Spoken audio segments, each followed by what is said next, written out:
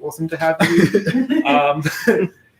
This is Oceanus FM live from Melbourne, Australia. So PAX weekend, yay. Yeah, obviously we've got lots of things to talk about. There are maps. We don't have our own maps. That's been like the main talking point from literally everyone I've spoken to this weekend, but hashtag soon. Like we are all pretty psyched. If you happened to drop 1 or 2 maps early, we're not going to say no, just putting that out there. We will eat that up. Yeah. Yell out questions if there are questions, Dream. We have our tech support just over here, Dreamar. She's one who's made all of our beautiful graphics. Well, of course, Chronicles has made the maiden beautiful graphic we're using with the little Oceanus and Terra picture. So, like, that's pretty cool. So, obviously, we're really excited because this is our first live episode. And this is a special episode because we're all at PAX in my apartment. Thanks for joining me, guys. I'm your host, Alleykat, and I'm joined by the 3 active monarchs from the Oceanus servers. So we got Zach from Lor Voskara, we have Emery from Aequitas, and we have Noble, also known as Queen Catalina, from Tylisa. You still haven't got that right. Queen, how is it pronounced for everyone? Okay. It's Catalina. Catalina. Oh, we've all been pronouncing it wrong. We've all it's one of those things I'm like, we'll just deal with it. It's fine. I don't see a problem. For those of you who don't know, this is an unofficial fan video for Chronicles of Illyria, an upcoming game by Soulbound Studios. It wouldn't be possible, as Emery said, without Dreamar, the talking points from Uriel. So thank you very much for that. And actually, quite a fair amount has happened since we last did a video. Because the Searing Plague ended, map voting is out, and we've done a few community events here at PAX AUS where we've just been informally meeting up and hanging out. There are photos, and we will be giving those to Serp, so hopefully he abuses those with his upcoming community dev blog. That's just, you know, no hinting at all, none whatsoever. No. I may be in some of those photos. Pick those ones. No. Ali is the most beautiful person here. It's pretty good. Can't include photos with Ali. Oh, stop. So, Searing Plague. Where did we end up with that? I remember that neither side actually won. So, the purity side won because it had the higher bar, but neither side got to 100%. Okay. Yeah. Well, what's the difference between reaching 100% and what percentage did we get to? Was it 80? 80 or so. 86 or something, and basically it means that we didn't actually get the cure. Basically, so we don't actually have the cure at the start of the game. Yeah. But we stopped the plague at least. So there's that. No big nasty plague. Well, there'll be plague biomes, but no big nasty ones. Yeah. How did we go in terms of what were the consequences for the event for your communities? Did you get a lot of people cured, or? I'd say the event, it was really, really good. It got a lot of people engaged. We got tons of recruitment for the community, but it dragged on. Like, it would have been awesome if it was 3 weeks, 4 weeks, but just the time period it went for, we got a lot of burnout towards the end of the event. And that's probably the main feedback I've gotten from my community. That is true. That said, but they did actually allow us to cure a lot of people in that process. Yes. Yeah, it was good. I managed to cure nearly everyone in my kingdom, bar one, because he was away. But awesome. How many people was that? I don't know the exact numbers, but around 20 or 30. That's a pretty impressive. As a server, we probably cured over 50 players at least. Oceanus. As a server, we had like 30 cured very, very quickly. Yeah, and pretty quick. It went from there. We had great engagement, especially early on. I had people coming back that had been completely inactive for probably a year or more at this point. We got people cured. I got friends that had actually not even had accounts on the website to actually come in and engage, and we got them cured. It was really good, but I feel the same. It did drag a little bit, and so people dropped off again, and we sort of lost efficiency on the cures because of that, but it couldn't be helped. I think as an engagement event, it was very successful. I mean, and if you think about it, this whole channel wouldn't really have kicked off if it wasn't for the Searing Plague. And here we all are in the one location. I don't know if any other server has done this where all of the active monarchs have actually met up physically and done recording. It's possible. I still got my suspicions that you're the secret fourth monarch. Well, there you go. Everyone knows. It could be all four of us. You don't know. I literally logged into my account in front of them. They're still suspicious. Suspicious. There you go. There is suspicion. Alleykat for Sakara. Alleykat for President of Sakara. I'm starting my campaign now. You're the king. I didn't vote for you. I am the king of. It's not true. It's not true. I could see some people are asking who we are. I apologize that we don't have our names underneath each individual. Dream could probably edit that in real quick. Dream, do you reckon you could chuck up some name names? But just for those who missed it, this is Zachary, the king of Lor Voskara. This is Alleykat, our host. I am Emery from Aequitas. Oh no, if you click and add. Catalina, I'm pronouncing it correctly. Close. Yes, It's good enough. Catalina from Tylisa. So Yeah, I'm in the official Discord as Cat, forums as Noble. I have many names. And just from media, the monarch of and there's many all the names. Yeah. There we go. So we're gonna be playing around with this as we go. We are learning as we as we record this. Newbie streamers, but that's half the fun of it. It's actually the test stream, but you know. This was the test stream, but then we made it official because we weren't sure if we were going to get it right the second time. Look, honestly, like the big thing, which I think all of us care about at the moment, and I've seen so much discussion on it in the official Discord and on NA West and on NA East and a million conversations, is map voting. Map voting. Map voting. We've got map voting. Mapping it out. That's We don't have our map voting. That would be nice, but hey, I must say though, I have actually been having fun looking at the other servers' maps and speculating. I've been enjoying that. That has been so much fun. Yeah, because it also gives us a bit of a sample of what's to come. But my question is this: so NA West, NA East, and EU, they're voting on maps right now. Yeah. So how come Oceanus isn't voting right now on maps? We're special snowflakes. We are special snowflakes. We're special snowflakes. We're around two I'm pretty snowflakes. sure, like my understanding is that basically Caspian has to make the maps, or at least do some non-trivial edits to the maps to make archipelago maps for our server. So that would be why we're not getting our maps just yet, but we will be getting really cool maps. And obviously it's awesome that the devs are taking the time to make something awesome for us. Yeah, absolutely. There's so much that is really appreciated. So Well, yeah, I mean, if you think about it, the 3 servers that are currently voting on their maps, they have the same pool of 20 maps. Yeah. We were just going through them before, and we'll do a bit of a deep dive into the most popular one on each map, on each server.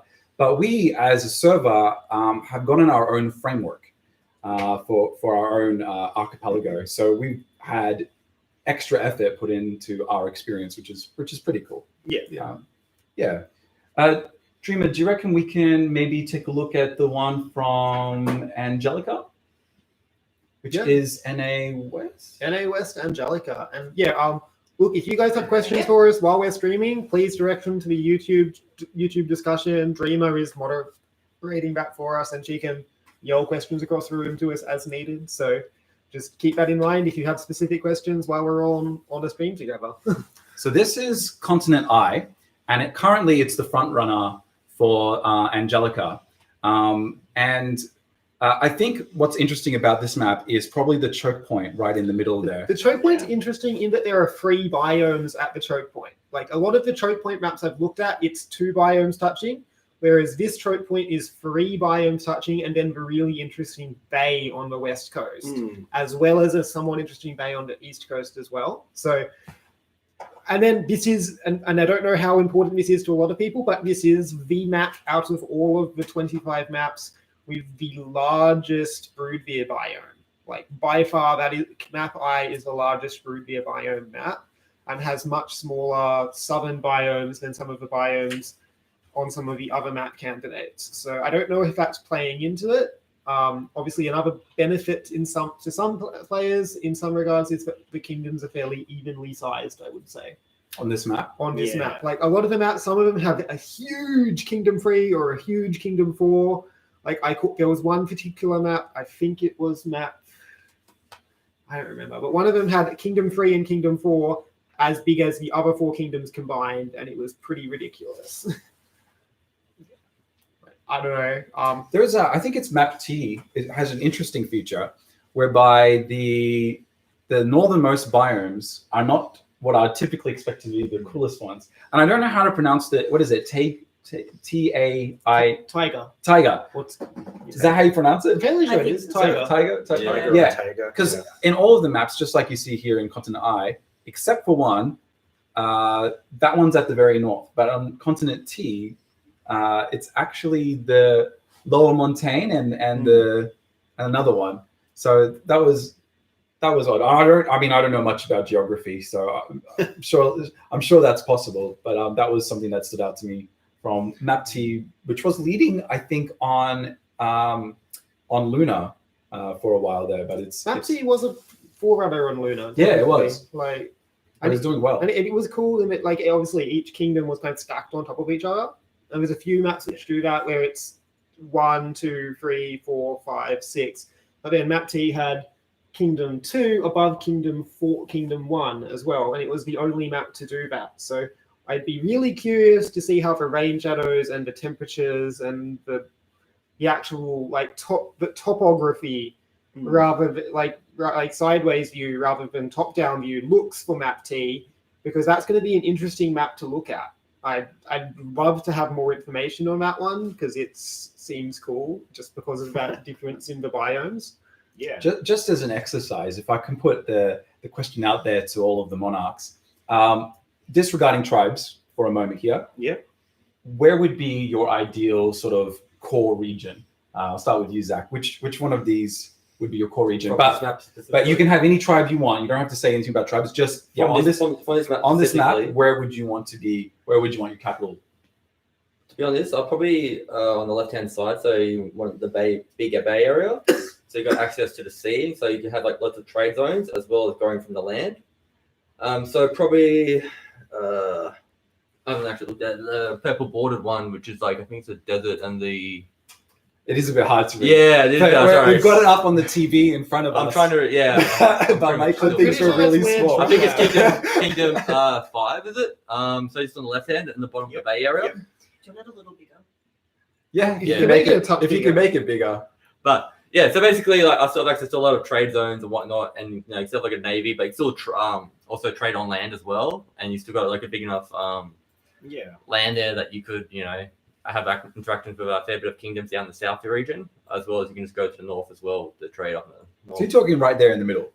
So like on the left middle. So with the orange and the kind of beige on the left hand side. So it's like I think it's Kingdom 5. Nice. Yeah. That's a good spot. That's a really good spot. I would be, and this map has an interesting feature in that there's a really beautiful protected looking bay right on the north.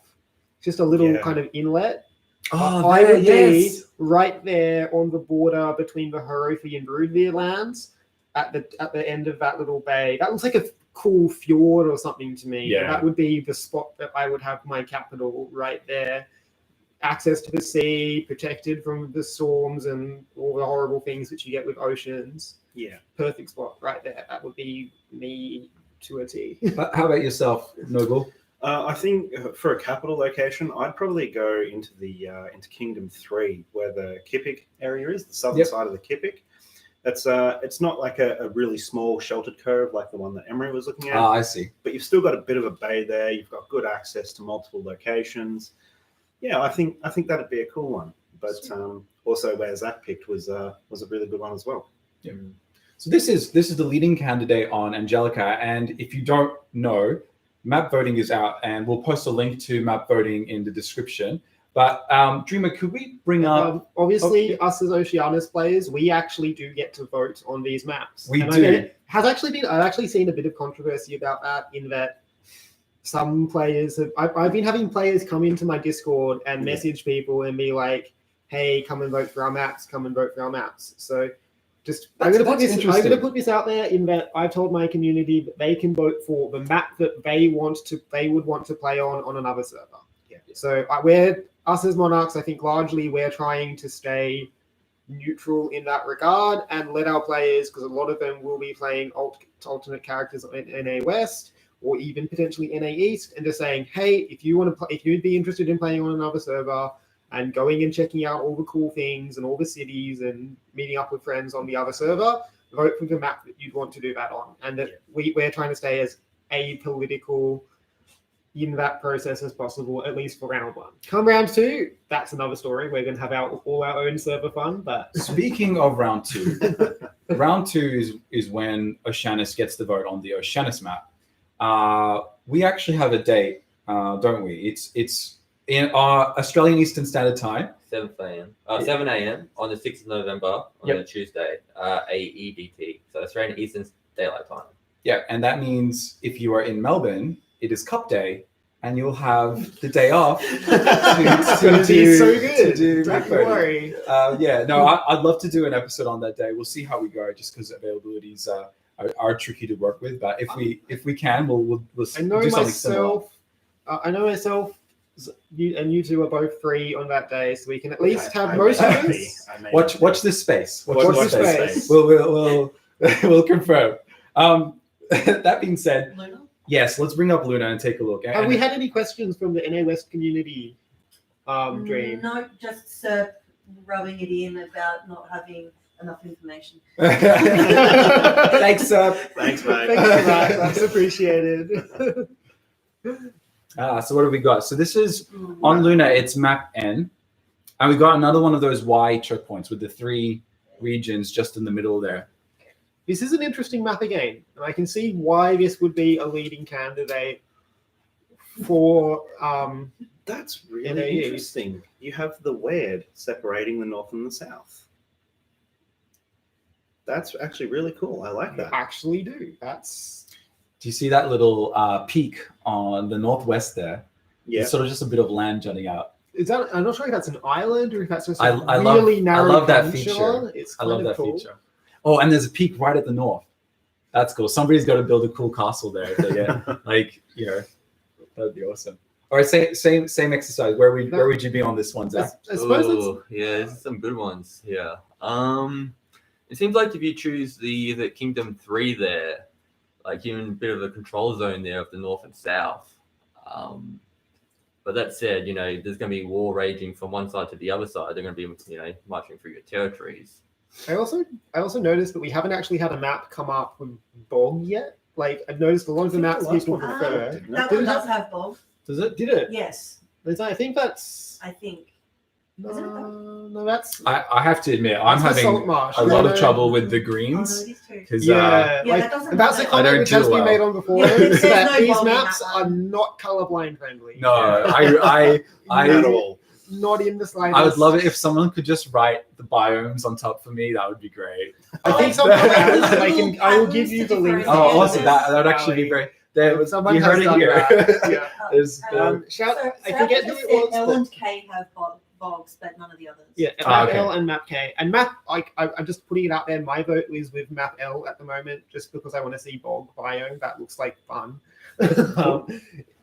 Feel free to DM me. I probably will change my mind before this is all out. Write them in the comments. No. Well, whereabouts would you place on this map, Emery? Again, I like my cold biomes, but I'm actually really liking the look of that Rocky Mountain step on this map. Yeah. The Harufi Rocky Mountain step. There's a beautiful little, if you actually have a look on the right in the middle, there's another little bay going into the Rocky Mountain step area. I can see there being a really nice fjord or a really nice kind of mountain cliff area there. I could see a really cool trophy city there. That would be fun. People are posting a link to a more colorblind friendly version with the names on it in chat. Thanks for that. Thank you, chat friends. Serpa's telling us there's also an inland sea map too. Yeah, which one was that? I remember not seeing it initially. That is map H, and I know a lot of servers have simmering interest in that. So we will have to have a pretty close look at map H as well. I also wouldn't mind looking at map R, because map R had an interesting feature that was not an inland sea. Don't have a list on it. Yeah, we grabbed 3 maps, but we can try to whip something up. Yeah. You might have to do a little screen cap again on it. Up to Might tech have to- support. yeah, up to tech support. Noble, whereabouts on continent candidate N? Sorry, would you H, place? apparently. I think I'd actually probably go looking at this map. I'd go somewhere in Kingdom 4. I'm not entirely sure for the capital, but I'm leaning towards in that shrub step with the Naren just underneath the Wed in the center, because obviously spice must flow. But in that position, you can kind of semi-control it, because the only other spot where you can go through is to the east there, whereas you can control 80% of that border up to the north. Now that might make things a little interesting if Kingdom 6 decides to march up north for some unknown reason, but I think I'd go somewhere in there. It's got good trade opportunities, good control opportunities all around. I mean, it's shrubland and steppe. It's not easy to defend. Do you prefer the warmer biomes? Is that something that It seems to be a interests theme. Yeah, I'm definitely a fan of the warmer, but not the tropical. you? Yeah, warm but not tropical. So Yeah. more We of like a- more Mediterranean kind of. Yeah. I have leaning more towards the dry warm rather than the wet warm. like I've got no interest in like the tropical rainforest for the Genoa, quite personally. Yeah. Very good. We got H on the phone. If you guys want to follow along, look up Kingdom H. Please feel free to put H in the comments. So others can look at it too. But it has this really, really cool, and I didn't see it at first, I admit, just a little Inland sea. is it? But can we get some clarity? Is it an inland sea or is it an inland lake? Yeah, is it saltwater or is it freshwater? If it's freshwater, it is going to change everything on that map. Yeah. If it's saltwater, then it's different, but it's a giant freshwater the lake in the depth, middle is The sea is a little deeper. pretty cool. But look, hey, It's that's like a Loch Ness. there's with these maps. I think probably that's one thing I've noticed about all these maps, in that they do have a good broad outline, but the details, like a lot of those details to really make an informed choice, would be like, hopefully we get more details on the maps in round 2. Inland sea, it is confirmed. We've been told in chat that Caspian has said that it is So- remnant of when the ocean levels were higher. Very interesting. So, and that's actually reminiscent of Australia in some regards. I'm not sure how many people are aware, but the continent of Australia used to have a giant inland sea right smack bang in the middle of it, and that is why Australia is predominantly desert. I did not know that. It is. I did not know that. Lake That's cool. Eyre, look it up. Lake The Eyre, continents colliding. But yeah, Lake Eyre in Australia. This map that we're looking at is in essence the kind of setup that Australia has, in that there's an inland sea that used to be connected to the larger sea in the center of the continent. So It is still there. It's just like underground now. smaller than it was, but yeah, it's just an interesting factoid for those who don't know much about Australian history or Australian geography, in that this is a thing, an inland sea in the middle of the continent. So you were talking about detail before, but my understanding is, and I might not be right, let me know, when we do the second round of voting, are we going to have more detail? Is that the plan, that you can zoom in That's my further? understanding, yeah. Like the With original luck. samples that they showed. And I know there's been talk of duchy lines, so that will be interesting to see So those as VLC more well. geography as well, I believe. So it'd be like the test map when they showed us that big test map. Yeah. So we should be able to see geography and duchy lines. That's been pretty. I'm excited. Yeah. So when Oceanus gets to vote, they're going to have, now is it 5 maps? five maps. map And it's going to candidates, be of that level of detail, is our understanding. to our understanding at this point. Yeah. All right, that's cool. That's pretty exciting. And now we have, I think I'm saying it right, is it Celine? The EU server? Celine. Celine. Yeah. That sounds accurate. Yeah. I'm not sure we'd have many of our EU friends on at this time of night for them, but Oh, this is just let's face it, this is a frothing activity just for us. We're just Yeah. drooling over the maps here. We can't wait for our turn, so we're just doing it in spirit here. I So we've got candidate C. in some respects, it's kind of a good thing that our PAX coincided with not having maps, because it gave us something to do other than sit there and stare at the COE website waiting for maps. Yeah. So, it's a good few days to get away from thinking about, do we get our maps yet? Do we get our maps yet? Do we get our maps yet? Just over and over again. I would love to do this when our maps come out. It would be great to I am just do a excited. deep dive like this. Go have a look, get all 3 of us on here together and go, hey, let's have a look at these and Yeah. you can see live politics playing out. That's gonna be fun. Watch this Rather space, than they'll start And campaigning. like, look, all the other servers are doing shady backroom deals. We'll be doing our shady backroom deals live on stream, guys. Oceanus, catch us on fully episode 3. transparent. Proper deal, basically. Not one of them. Hell yes. So why do you think this one's jumped out as a lead on EU? Apparently, people are not happy about them. No? My concern with this one is that it has been picked because of the size of Kingdoms 3 and 4 or Kingdoms 1 and 2.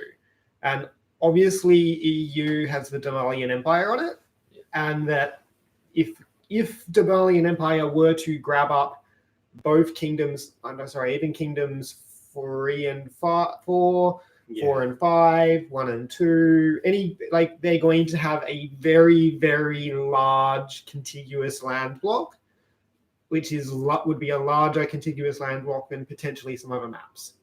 So what are they? How you pronounce it? Damalian Empire. So are they a double king? They're a double kingdom on EU. Right. So I think it's probably the concern for some EU players is how much power one kingdom is going to have with a map which doesn't have balanced kingdom sizes like this one. So that's my understanding. I, being an Australian player and EU being on the opposite side of the world, it's not the politics server-wise that I follow the most closely. Yeah. But hey, I still think this map could be fun. Like, looking at the map, it's probably interesting in that it has one of the largest Kingdom 6s out of any of the maps. Yeah, it's a large subcontinent there. The south part is actually quite large, big. Yes.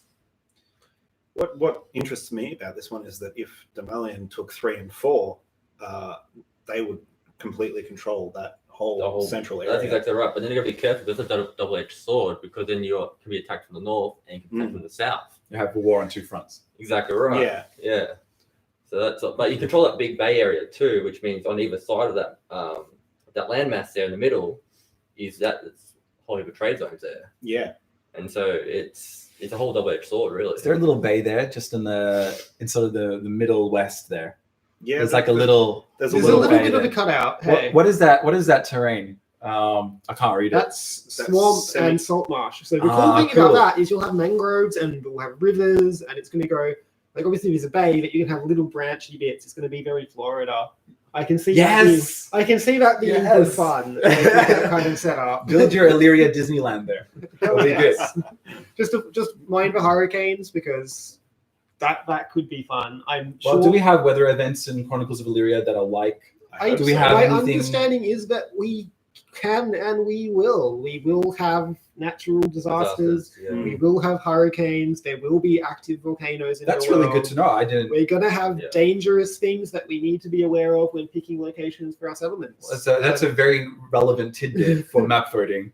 So if you guys are thinking about biomes right now, also think about the dangers that come with those biomes and the challenges that come with those biomes, because it will very much influence the gameplay you're going to experience. So what do you think, Zach? Would you be going in the south or would you be going in the north? It's a very hard decision there, isn't it? Because you wouldn't want to be in the middle. No. I mean, if you were in the middle, you could control a lot of trade, but you have to then defend that point. It's kind of like, it's like in Europe, the Mediterranean Sea, like it's a lot of different ways that you can get attacked and whatnot. But again, you get a lot of trade as well, so it's either or, really.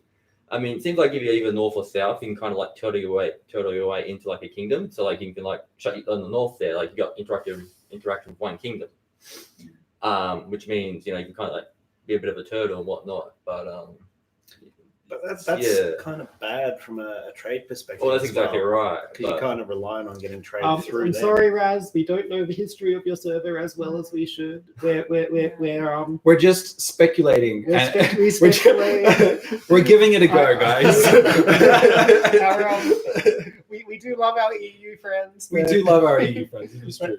We don't pay attention to your politics, and we're sorry for that. We try. We hear things. I mean, Emery knows more than I do on this one.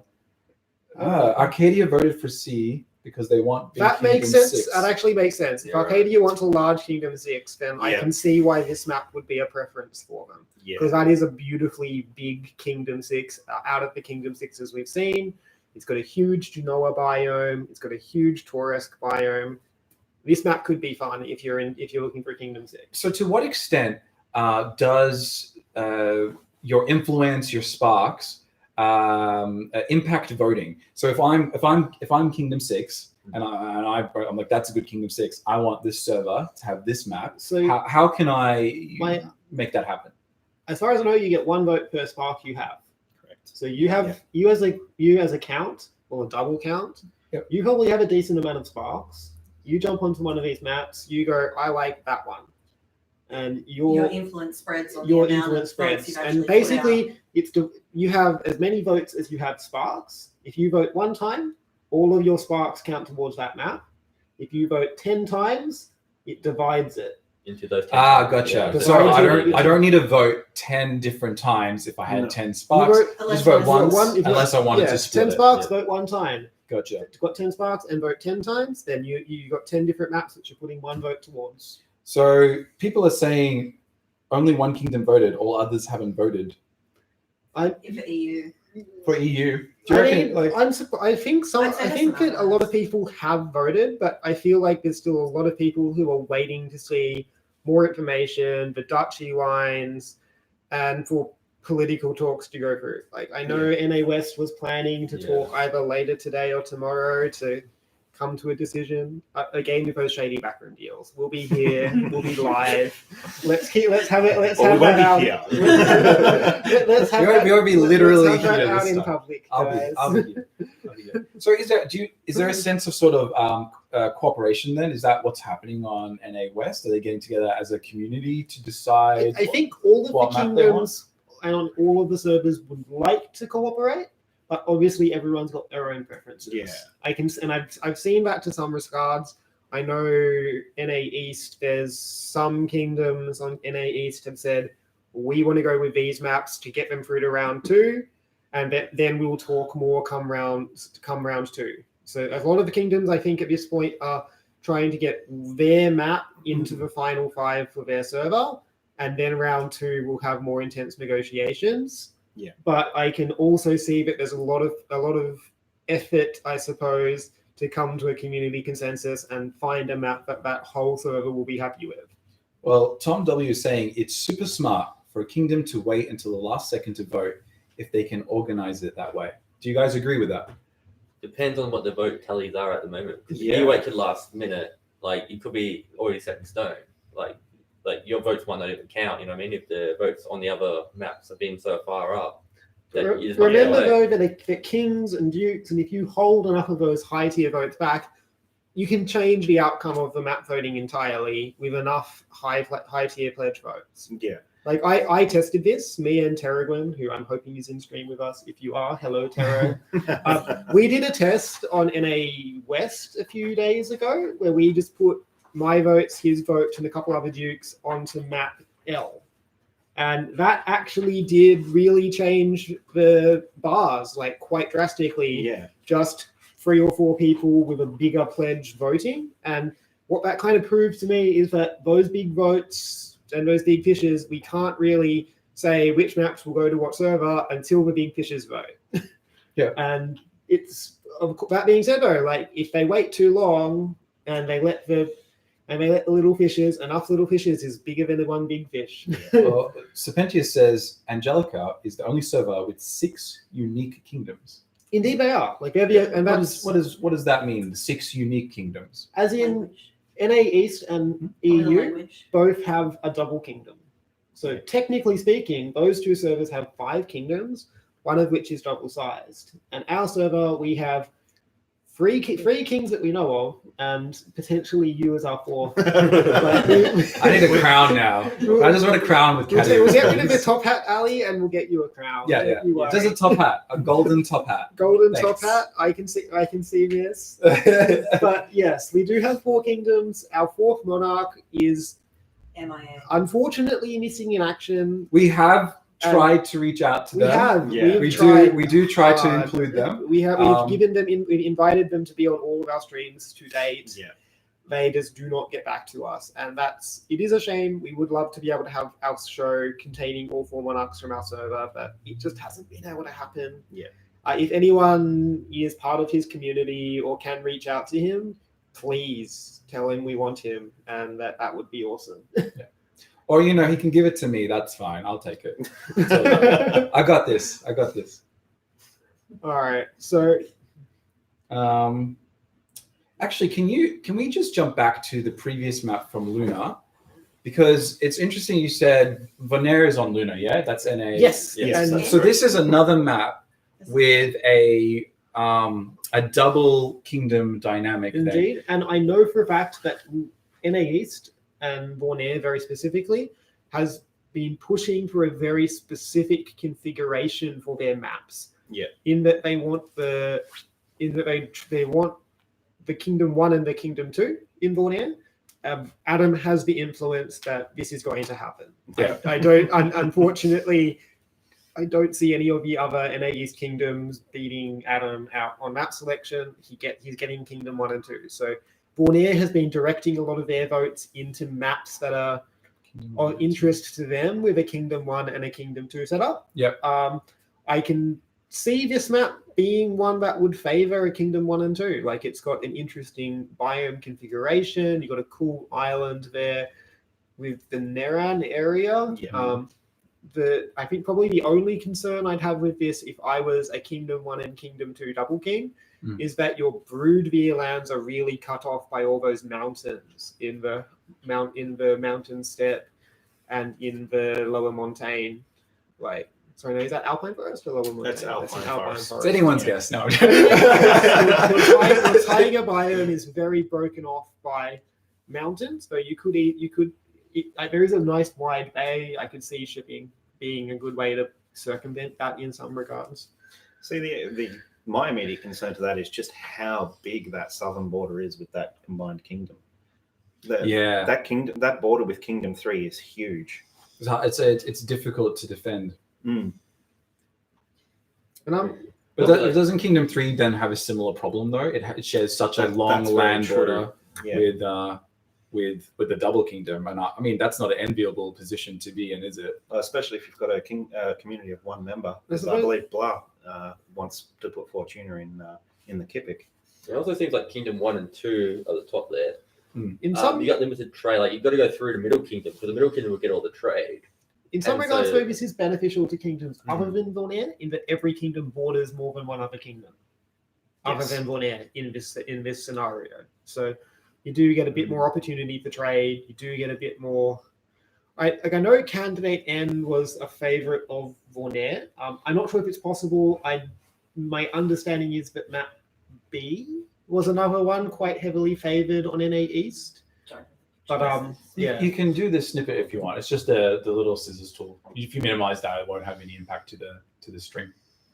But yeah, map B was another one which I knew that Yeah, NA you just East alternate. favored. Like, we could have a look at that one too, but what I really wish is that we had our own maps to analyze on this one.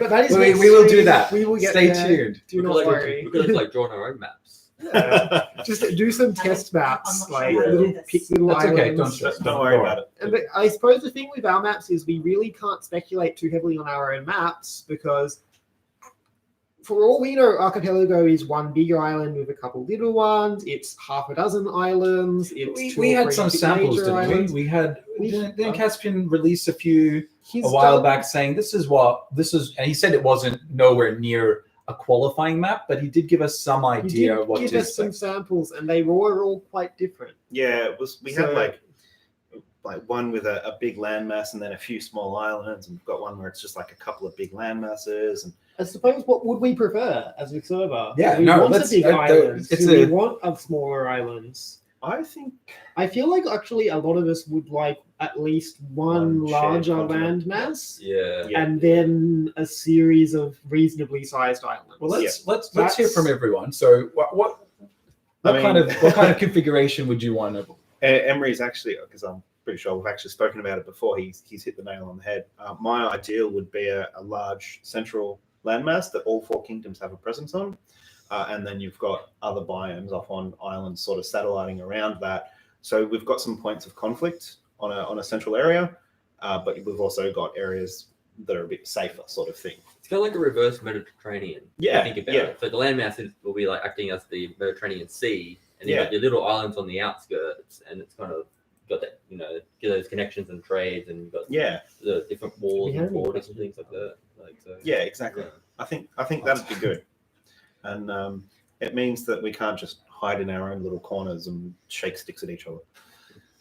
Well, yeah, I mean, has anyone ever played, I don't know, this might be an obscure reference, but have you guys ever played Rise of Nations? Of course. There is a map configuration in Rise of Nations where you all start on an outer landmass, outer landmass, and then there's a large landmass in the middle separated by ocean. It reminds me of, and I hate to use other MMOs as examples, but Arcade in some Yeah. Oh, really? regards. In that Arcade had 2 major factions, each with their own island, And they had that one up there, didn't and it? then a PvP island. And Yeah. that was actually an interesting setup because it meant that each group had a place where your PvE players could play in relative safety, and a place where your PvP focused players could play their gameplay Yeah. as well. Yeah. So that, to me, that's a benefit of a larger landmass and then separate landmasses, because and not to say that you should necessarily be splitting your PvE and PvP player bases up, but it means that all the players can play their gameplay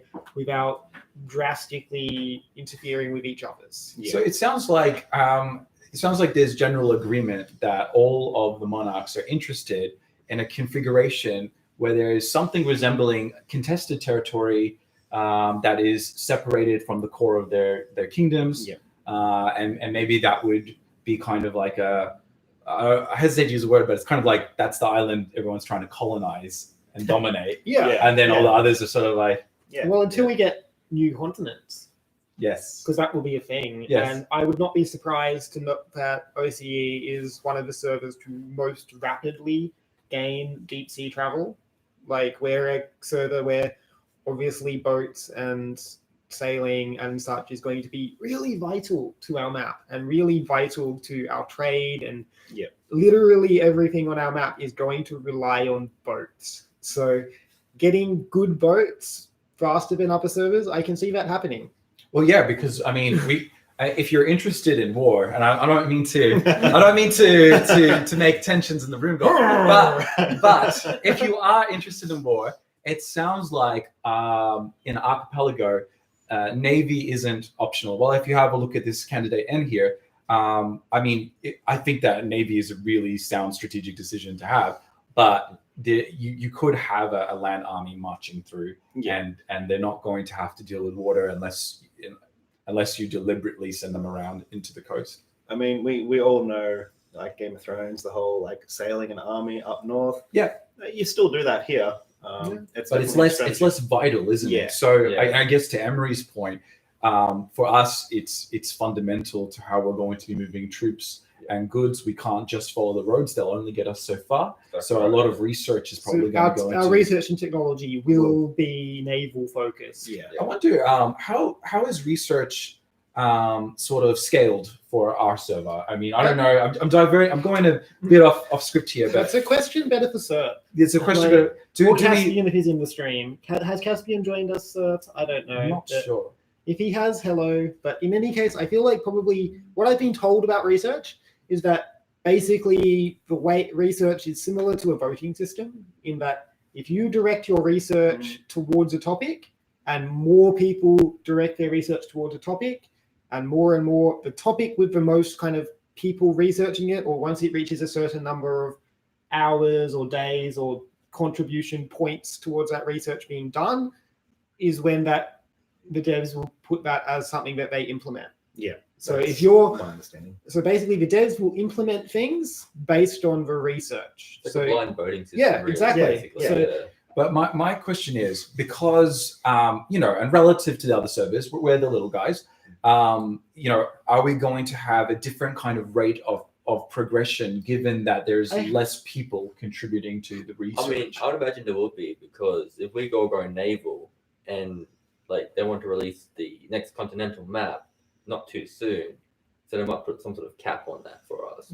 I had actually had Yeah, a really good good point. conversation with some of the NA West people about this, and I would not be surprised to see SBS using Oceanus as a test bed for some technologies in some regards, like particularly those technologies like deep sea travel that are like, maybe if we eventually get to it, air transport and what have you.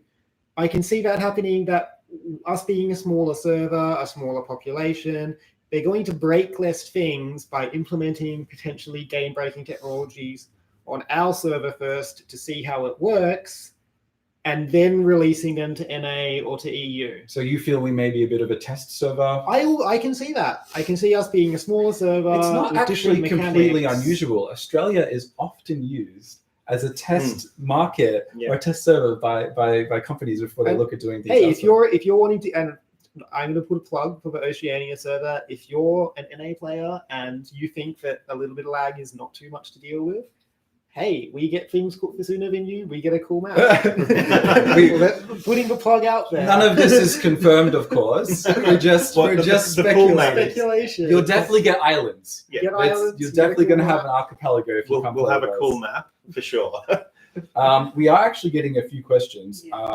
So we do have We had one from Sir Aequitas. yes, and it was, what kingdom do you guys want for yourself? So before we get into this, let's just say that this is not, a definite confirmation of what kingdom you're going to have. We all know that this is all going to be determined by influence order.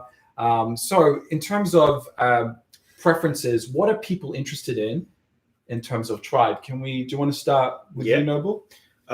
So I've, ever since I started Tylisa, I've always stated that I'm most interested in getting a Neran kingdom. Yep. Oceanus is special in that we have actually got 3 kingdoms with the Neran in it, which makes it a bit easier. We've got Kingdom 1, Kingdom 2, Kingdom 3, all featuring the Neran. So it's not too hard to get that. So you're feeling pretty confident you're going to get something with Neran? Yeah. So that's my main thing.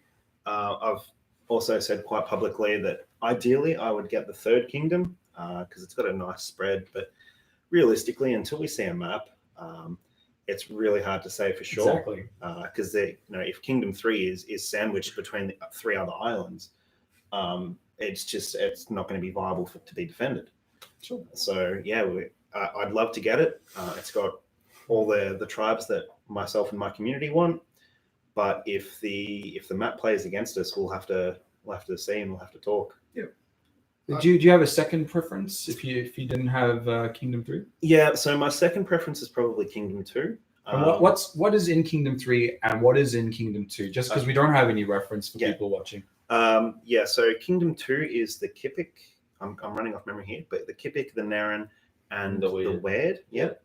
And Kingdom 3 is Neran, Teresk, Drass, and Weird. And these are specific to the Oceanus setup. Yes. So for our NA and EU viewers, you guys have different kingdom configurations. This is just because we have four kingdoms, so it's a small map. So there's just been design decisions made around that. Yeah. Yep. How about yourself, Emery? Look, I made it really clear from like day one that I want brood beer. Genoa. No, I'm joking. He said brood beer. In case you missed that. I want the brood beer kingdom. I also want Herothi. Neran are good. So Kingdom 1 is perfect for what my community wants. We've been very vocal in that we want to be the Neran and Herothi kingdom. We want that northern biome. We want cold. Do you have a second preference if for some reason you didn't land that kingdom? Based on the guys in this room, I don't see me not getting Kingdom 1 unless something really weird were to happen. Well, I'm the 4th king. No. If as an outside possibility I was not to get Kingdom 1, I would go Kingdom 4. I've actually got quite a lot of interest in my community in the Genoa tribe. Interesting. A lot of people would be not happy to not get Kingdom 1, but they would be okay to get Kingdom 4 if we didn't get Kingdom 1. Why do you think that is? Is it like the Genoa are kind of just like South Broodveer in a way? I think what we want is extremes. Yeah. Like my community is very interested in having the biome extremes. We want either all the cold, all the mountains, a lot of that. Some not like we don't like we're not like I don't think our community is particularly interested in the grasslands narrative to some extent. We think we want something which is has a higher interest level of play to some extent. So Hero Fever, Broodbeer are perfect for that. We get to deal with the really awesome snow mechanics and a lot more survival mechanics that will be in Chronicles of Illyria, and the same would be true for the Genoa and Torresk, but in a different way. And you also sort of have interesting sort of attrition gameplay as well, right? Because both the icy north, and I'm assuming north because we don't know where our equator is. We certainly have been told that all of these beginning maps will have a northern. Okay, so we're definitely north of the equator. All of the Yes. North flat area. It's a conspiracy. Yeah. I could be on My board fault. with the flat area, guys. I see no evidence that we have a spherical world as yet. Yeah, we don't have the in-game tools to necessarily. Oh wait, we might though because of all the astronomy. But yeah, to my point, jungle is also not an easy terrain to deal exactly. with, so it'd be And quite hard to sort of And attack you on your in, home and turn. in some respects, we Yeah. also like the Thaden as a religion, Yeah. and Genoa are another Thaden tribe. Yeah, We good like point. a lot of my players love the Thaden and the very kind of animist, almost religion that offers. We don't like the Tory religion. We aren't so keen on Twofold Queen, although I have some members who do like it. But yeah, very much we want a kingdom with the Thaden. You have a cool vibe. He's not. Are you wearing a watch? No, it's not a PAX watch. wristband. We've had someone say that Noble's watch looks very nice, but It might it's, be Zach's watch with the Zach has a nice watch. I think He has a yeah. PAX respect.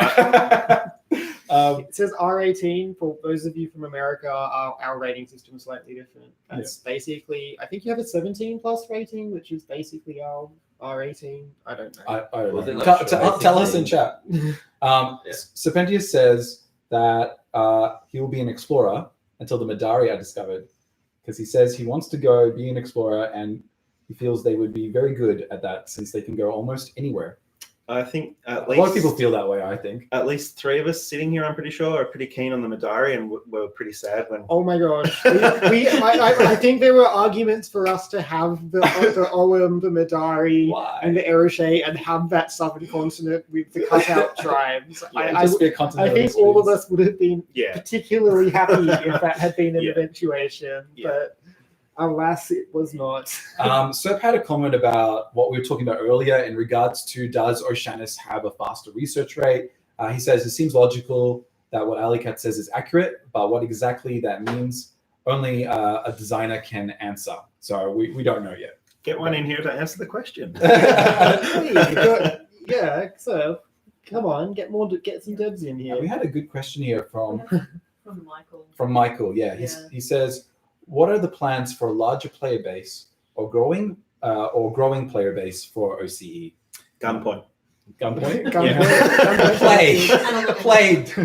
But no, we will share some videos of it. But PAX Australia, really, that would be one of the biggest ways to grow OCE's player base, to have the devs come out and visit us, and we are so keen. Next year, you guys are coming. We will make that happen. It's going to. You have no. You don't have a choice. There is no choice for you at this point. So next, you've Maybe dodged not out Sir. 2 years. Maybe not. Whoever it is, we'll take you out for drinks. You're gonna have a We'll great take you time. for drinks. Free drinks. You Free guys drinks in are the coming kingdoms. to PAX Australia 2019.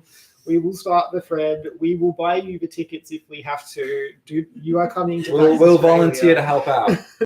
So, but before we go too far down that path, I actually realized I didn't ask you which tribe do you prefer. I think people are interested because I think this is the first time all the monarchs are in the one forum saying not which tribe, which kingdoms do you have your eye on? Your first preference, second preference.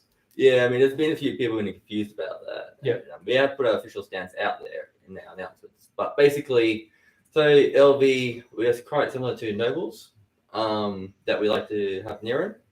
There's a few members that like other tribes as well. So we haven't actually got an official preference as a kingdom.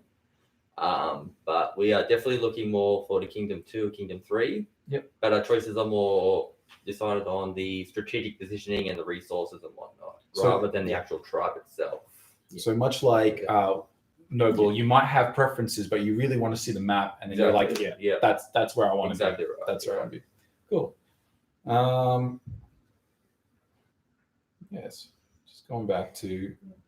So we got PAX next year. Yep. We're hoping it would be fantastic to have Soulbound Studios down. We could do something like this and say hello, and you could guest star if you want to. Quite seriously, PAX Australia is the biggest gaming expo in the Southern Hemisphere. Yeah. By and far. You guys it would be well worth your time to come. So please, Even for just a Alleykat can send you the video just of the size of the crowd. It's I ridiculous. was like, which one? It is huge. It's still dwarfed by PAX America. Look, But it's still a PAX huge Australia crowd. is a big event. Yeah. It gets a lot of Oceanic gamers out. Wow. It is a lot of fun. We got so Sepa said, we have said this year that next year hopefully is the year we go to many shows. So fingers crossed. This is positive. We got people talking about Sakara in chat. So any idea what Kingdom Sakara is looking at us, Tom? And there's just speculation going on around that. Yeah, so I'll add to the speculation. My understanding is that Sakara is primarily a PvP kingdom, and especially with the information Caspian put in the official Discord not too long ago, like going into a bit more detail with the tribes.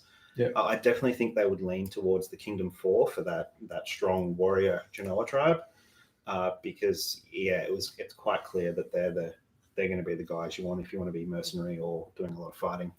So your guess is, and it is a guess, right? But Yeah. your guess is We Kingdom may- 4. Yeah. We aren't 100% sure what IPs people have at this point in time, but our I have understanding a fair is idea. that Sakara would be the lowest on the totem pole for IP choice. And on that Should note, us three get our choices, Kingdom 4 will be what is left. and Ryan says, luckily the kingdom that is left over seems to suit them very well. Indeed, it does. So Yeah. realistic, and honestly, that's why I think we're partially, or all of us are so happy to sit down, and we'll be doing episode 3, looking at maps together. Yeah. Yes. Because we know what we want, and we know that what we want isn't necessarily going to conflict too much. But we've got the which one of us Again, is going to watch which this is space. going to- Watch this space. Hey, that's going to be a fun episode. Yes. Fun episode. Fine. While the host sits there awkwardly wondering how to make the room not explode. Yeah. Sorry, just Yeah, on a side note, stand up and show off your Oh, cool shirt. yes, do it. Zach has an amazing Lor Voskara jumper. Go It's around got- the back of the. Yep. Behind Yeah, you. I'll go with it. That is. All right, so I got my name here, which you really can't see. I'll take photos of it and show it later. And the logo of Chronicles of Illyria, and then I got the Lor Voskara back. And the thing about this is LV turned up and they were all wearing hoodies. Oh yeah, and They were all, we we got a It photo was of good. them just in their gang colors. Mine is shout out to Peroxis. He made my cool shirt. That's a variant of the Aequitas Fox. Oh, And, sweet. I didn't know Prox made that. Then yeah, I got the Chronicles of Illyria logo on the back there. So Cool. just walking around PAX with that, good fun.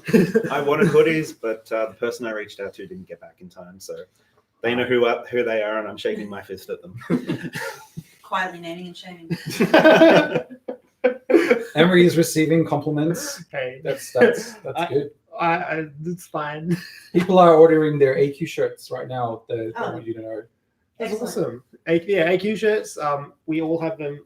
I think most of our kingdoms do have a website with the kingdom shirts. So Yeah. if you're part of a kingdom and want a shirt, please go get one. So I might just on this note of shirts and community getting together. What did we all get up to this weekend? Because there was PAX, but what is a good reason to come to Melbourne for PAX? Because every one of you did your own kingdom things, and then we all came together. We kind of have our little unofficial unofficial Shirt off. Illyria Con happening, where we all go down to Alchemist's This is our Refuge. tech AQ support Fox. with the Aequitas box. So just we have more shirts. Mine is obviously a variant, but that's the real one. It's pretty. Name on the back. Dreamar. And Dreamar's the one who makes our beautiful graphics and makes this show work. So please, just a shout out to her. Yeah, we were going to drag her into a stream at one point or another. It was gonna- always going to It's gonna happen. Yeah, but yes, we do community events where it's some of them are kingdom specific, but none of them have been exclusive. You're always welcome to hang out with people when you come down to PAX and meet other people outside of a context of Discord, and it is very different. I highly recommend it because it puts a face to the names, and it really helps sort of build that understanding. And I think to Michael's question earlier about how do you build community, I think this is an important element because that sort of sense of person and that sort of sense of community, it doesn't translate exactly the same on chat as it does in person. I think in Oceanus, like one thing which we can say about our server, which other servers can't necessarily say, is that we are all friends here. Yeah. Close knit. It's a close-knit community. The drama we put on a back burner, it does exist, but it lives in private rooms where it doesn't see the light of day Oh, necessarily. look, there is drama. There's drama. There's but it's fun, Oceanus there's- brand drama. there's- It's the drama that you like. You forget about it the next Just morning. drown it. Okay, now you're all on the one couch. So like, come on. Yeah. Blast that with a blast, though. What? Hey, we had some good what meetups. did you We had guys get up to drinks. last? I missed out on last night, but I was there the Friday. What happened last night? I don't Um, remember. Well, that's a good indication. Yeah. Hey. I know AQ had a meetup last night. We did. It was good fun. Aequitas had a meetup. Obviously, we had a few unaffiliated players come along with us. So Alleykat is one of those. He will have to join a kingdom at some point. I will. So I'm strictly neutral until I have to Strict not be, neutrality. because I'll have to join at one point.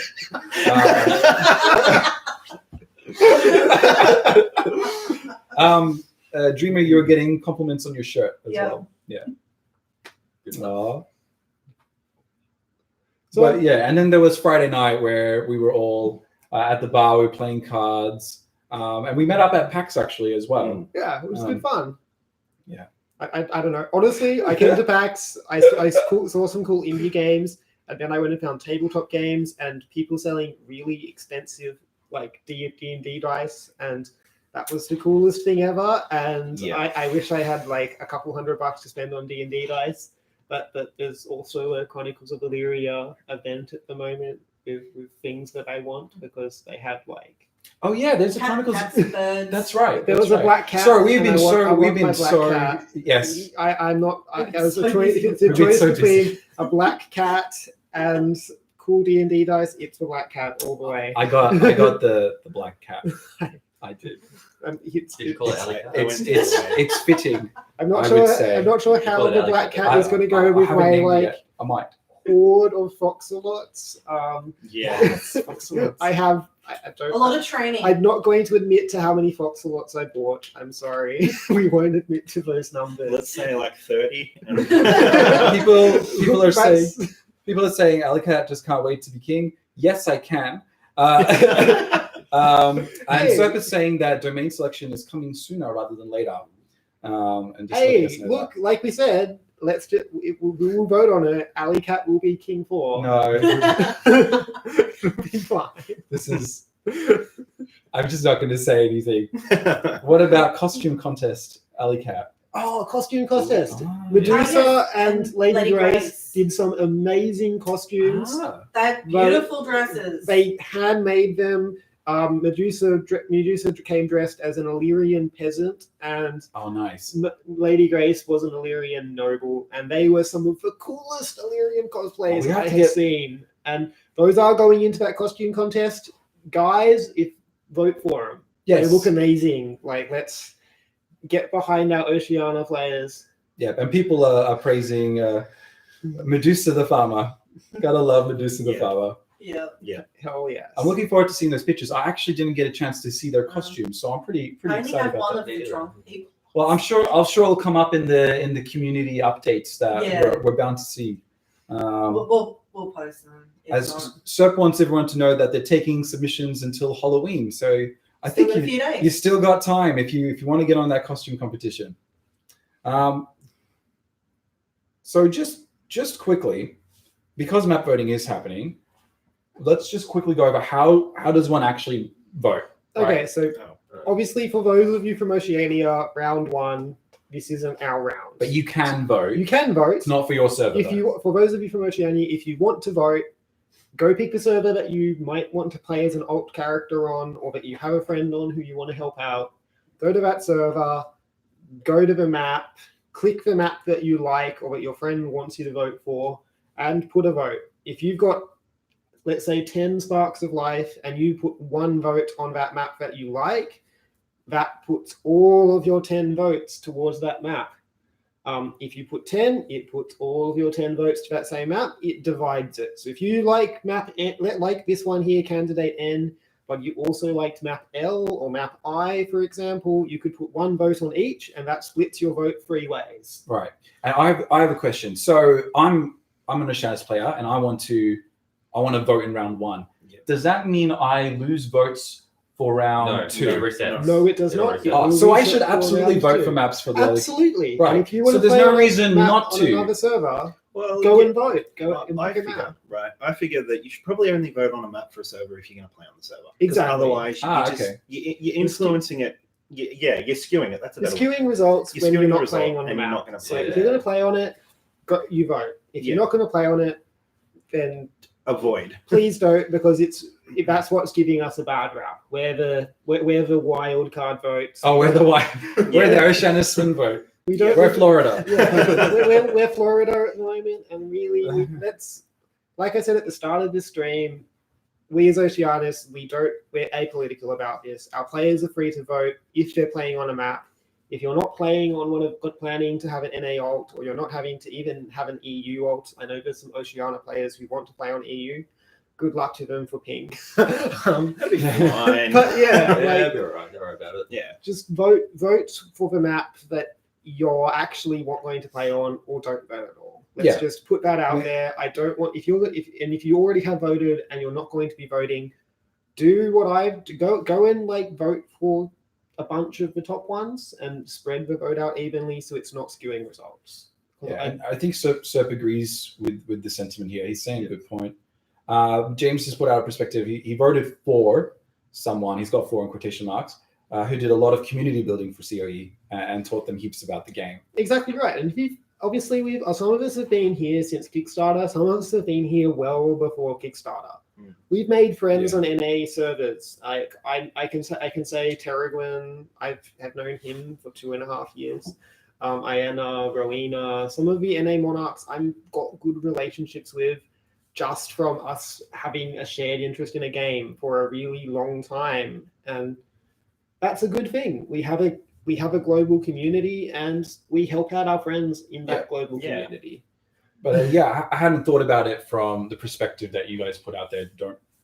Don't skew the results needlessly. I think I agree with that sentiment. So you log in, you vote on 1, you can split your votes. It doesn't reset your vote it doesn't take up your votes for round 2. Yep. And then round 2 will come along. Yep. And that's going to have for the NA and the EU players, the top 5 maps that they voted for. Is that correct? Yeah. And then there's a second round of voting. But the key point there is that each map from that pool of 20 can only go into each server's, like one server's pool. So it's 5 unique pools of 5 maps.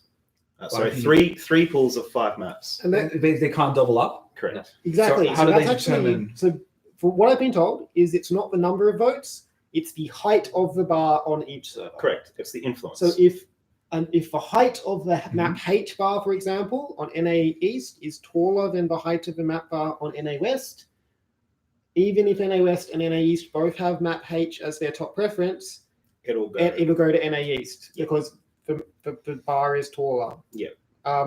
obviously, but it does also matter in some respects who like the order. So map H, if map H is the second most voted map on NA East, but the first most voted map on NA West, but on NA East, what map T, for example, is a tiny bit taller than map H, but map H is taller than map H on NA West, but it's the first preference for map NA West. NA West gets map H, and NA East does not. I don't. Am I confusing? Yeah, I found that a bit difficult. I think what it is basically. So each if you've got each two map gets servers- their first one. Then each map server gets their second one. As far as I can The tell, highest count. like I think it's just First based off dibs. the numbers. Like if NAE has got like a huge amount of influence on 5 maps, then they just win those 5 maps. not at all. No. The height of the bar is what matters That's over on the each number of of votes. each of the maps, I think. I think it's when they well, tie, the then height it's the is- count of then it counts. So they count the votes, then it goes into effect. If it's Well, because if it's tied. the number of votes is purely just splitting up your influence count on your account. So it's the amount of influence put into each bar that will Yeah. matter.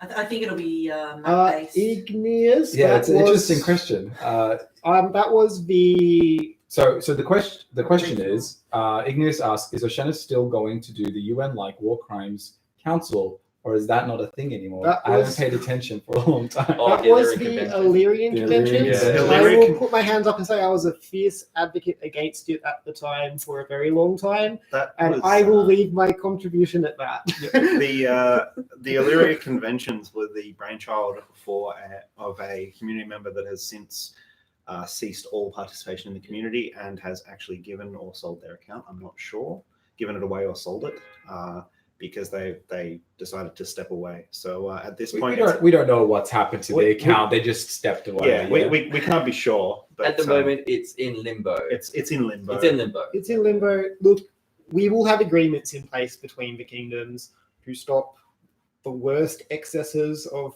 what grief is and people who are not contributive to the community will do. hang on, this is news to me. Will we Will have we? it? Will we have a? Hang on. Let's is- talk about this. I haven't heard about this before. I would think that we'd probably have some agreements to stop needless over-the-top griefing. Yeah. Because that just, I'm sure the grief is having fun ruining everyone's days. Like there's always that guy in gaming communities. Or that guild.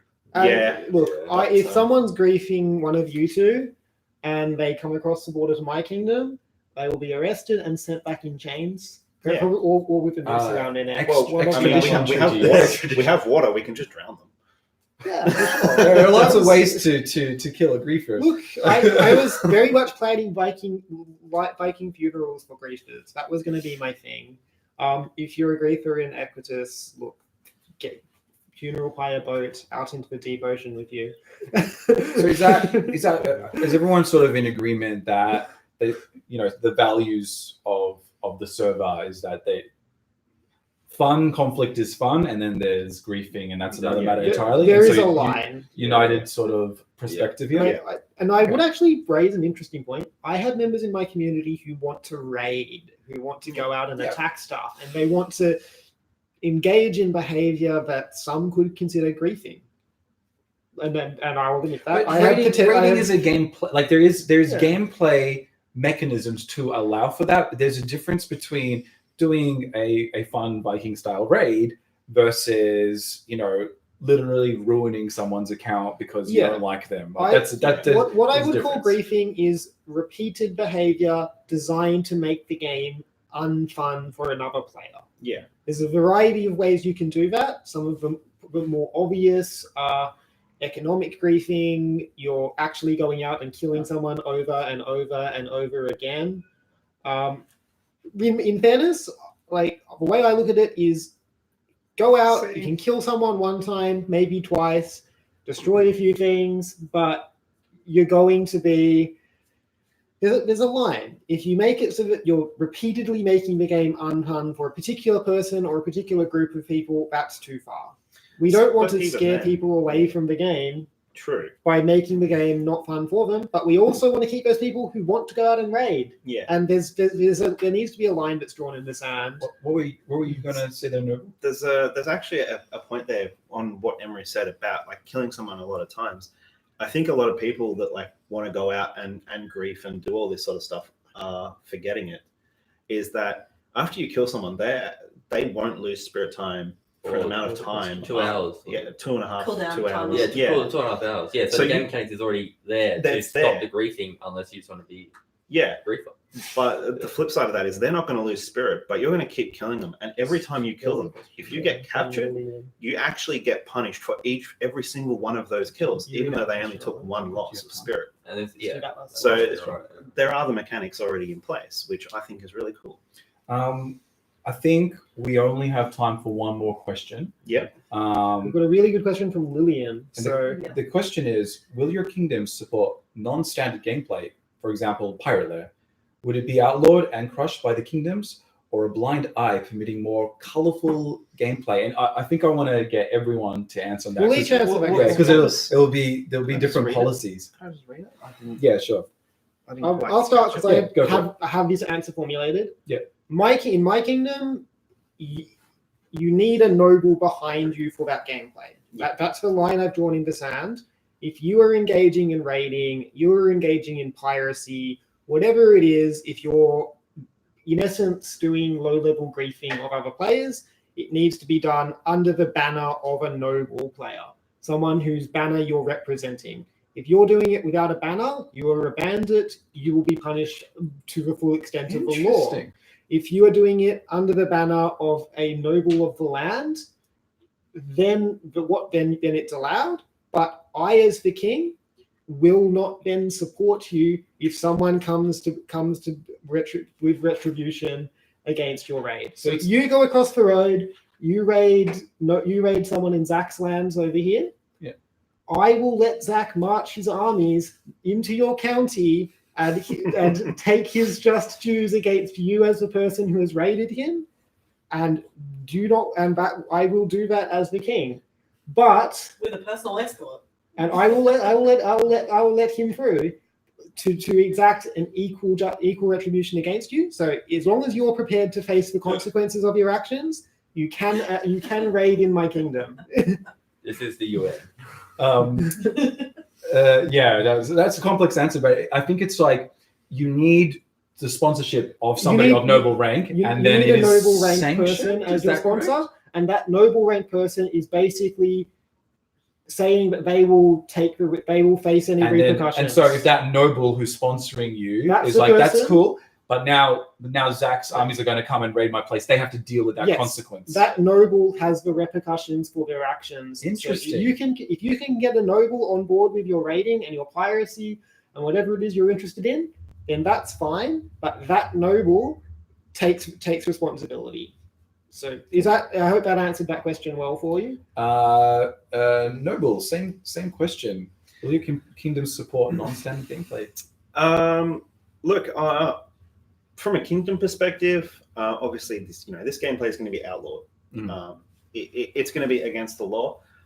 There are ways around it. For example, pirates can become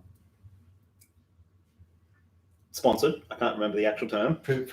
Privateers. Yeah. A pirate could be privateers, and then And they could go and do that sort of stuff, which is kind of similar to Emery. But at a kingdom level, I kind of figure that if you've got a little pirate lair, cool. I'm not going to march my royal army into one little pirate lair.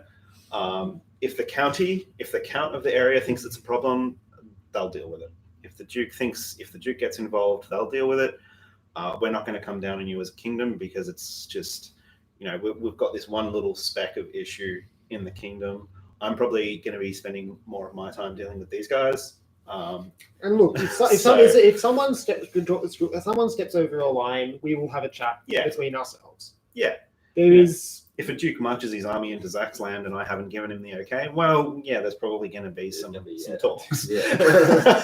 maybe some other stuff. Same question, Zach. I mean, as a kingdom, similar to noble. I mean, I'm not going to be worried about specs of bandits and whatnot. Harrying counties and You know, that's what the dukes are there for. They're Yeah. basically my commanders, my generals, so to speak. So if the duke can't handle it, then I'll definitely go for it. Like, I'll deal with it. But until then, it's just a matter of the local area's command problems, really.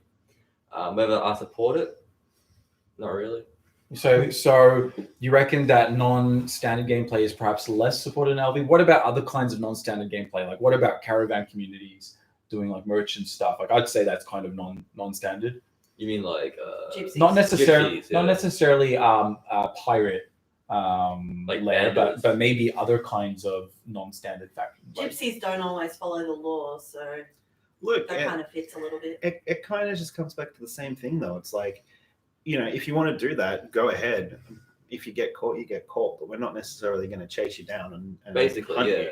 Like, I'm not going to spend all my time looking for these different factions or whatnot and dealing with them. It's just a matter if they become a big enough problem, then I'll deal with them. Yeah. But until then, it's just, you know, local Let, area let the commands. local deal. So Yeah, I mean, but- I'm a count, right? So hearing that, I would want to then go just escalate it to my duke. Yeah. You know, if I happen to be in the duchy of a monarch, then I'm lucky because that happens to also be the king or queen. But really, you're saying this is something the dukes should be This is policing. If you want to be a baron, this is your up your alley. Yeah, and Basically, I was trying to do a pun. Oh, seriously, I wasn't trying- But if you want to be a baron, this is your thing, right? This is what you Yeah. want to do. You want to actually find these pirate lairs and you want to deal with them yourself. That's what the baron does. He has a standing army. but the flip side of that is like, you know, if the count has a problem with it, the count might be like, oh yeah, you know, you guys are out like being nasty, but you know, you're actually bringing resources back into the county. So if it doesn't get escalated, it doesn't get escalated. Now, if you're raiding another county in the kingdom, well, that's a different story. And look, I can actually see, as and not obviously this is, we can't speculate too much on this until we had a map. We had talked about a conflict island, Yeah. as a central island earlier. Mm. I can see it being the case on OCE that we kind of have an agreed zone that is Always in flux. always in conflict. Yeah. So there's going to be a place that if you want to come and you want to PvP in Chronicles of Illyria every night, you want to have fun, you want to go play a soldier and fight other players, then there will be a place for that for you on our server. So Lillian's asked a follow-up question. I don't know if we have time to. We have been going for a bit, and I know you do need to start your trip back to Canberra as well. I've got an 8-hour drive in front of me this afternoon. Yeah. A little bit more, maybe. that'll be good fun. yeah. But she's asking, what about naughty counts? I don't entirely understand what that means when Right. you say I naughty. think if they're ignoring The law, the The kingdom law- laws. the kingdom So the laws. overarching laws, or Look, the it depends Corrupt. on the extent of how naughty they are. it My- doesn't mean corrupt count. In So my better. kingdom, it'd be very That's straightforward. I have a really hierarchical system where my dukes and my counts have a lot more freedom necessarily than hence the shirt Yeah. than potentially in other kingdoms. So my dukes are responsible for their duchy. My counts, in my own duchy at least, I have no say over what my dukes do with their As long as duchy. they don't ruin the reputation. They have freedom to do what they like within their land. And if that person in their land is doing things that, like, they're basically a mini king or a mini, they're a tribal lord. I'm looking to really keep intact that tribal confederation feel with my kingdom, where my dukes and where my counts really do have the power over their land, and that they're signed up to a federation of tribes, not all tribes in our meaning of the word. I have a question for you. I actually think this will be a fun one for all of us to kind of end on. If your kingdom was a D&D character, what would their alignment be? If your kingdom was a D&D character, what would their alignment be? Do you need more time to think about it, or are you good to go? Chaotic neutral. Yeah, I kind of think everybody's scared of neutral. You heard it here first. Newsflash. So mine's interesting in that I've got some really interesting counterpoints in my dukes. So I'd actually go, because of the leanings of one of my dukes in particular, I'm going to go lawful neutral. Neutral. I can't say good because of that particular duke. I have the exact same problem. Well, Do you guys have one Duke that is like hell bent on being like? I have a Duke that has explicitly told me his goal in life is to be lawful evil. So yeah. Is that Well, so long as they're lawful. No, it's not. it's not Durs. Yeah, well, I mean, it's Durs, lawful. Durs is pretty lawful evil as well, I'd say. It's awful. Are you sure you're not leaning more towards lawful evil as a kingdom here, Zach? I'd say you're getting Look. really towards the lawful evil end of the spectrum. I don't know. I think there's some really good. There's some really questionable. I'm Oh not my. sure. Oh no. What about you, Zach? So you're also in the lawful neutral situation? I like to think so because I like to think that the kingdom laws are going to be pretty important. Yeah. And definitely like in terms of like resources and whatnot, I want to try and keep on top of it and keep it nice and tight. But that being said, I do want to give a fair bit of freedom to my dukes to do as they please with their duchy. And so basically it'll be up to them to then deal with the corrupt accounts and whatnot. If Yeah. I could have a question. And then if they can't, obviously then I'll come in and deal with So, that. But I think as a good way to kind of summarize it is like we've got our kind of alignments, but really it comes down to the fact that we've paid our money and we've got our kingdom, but our dukes and our counts, they've also put in a significant investment. exactly right. They Yeah. have. We do have the power to tell them, but at the same time, it's their money. They can just tell us to go and shove it, and that is a game mechanic. They can tell us to piss off. If they all band together, we're in trouble. Yeah. Basically. Yeah, so we're I think all three of us are really mindful of the fact that our high level players are heavily invested and that we can't. We can't just boss them around. Tell them Yeah. to do. But yeah. Cool. All right. I think on that note, we might just start wrapping it up. Wrapping it up. Yeah, you can tell we've had lots of sleep. So we will have a link to map voting in the description. We will have a link to Chronicles of Illyria. If the best way to support the game is to back the game.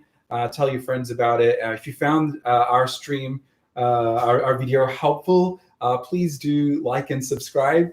And yeah, thank you all for joining us on our first ever stream. We will see you on November 6th. We will see you November 6th. Maybe watch this space. And just I'm promising nothing. quick shout out before we run off.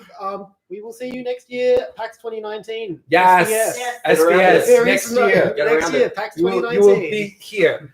This We'll- is where we'll get a this is bigger your- couch. This is your seat. Yeah, we need a better couch. We're gonna pick a couch We'll just get for feedback you. instead. Do not worry. All right. Cheers. Yeah, thanks everyone. Thanks. Yeah. Thanks, guys.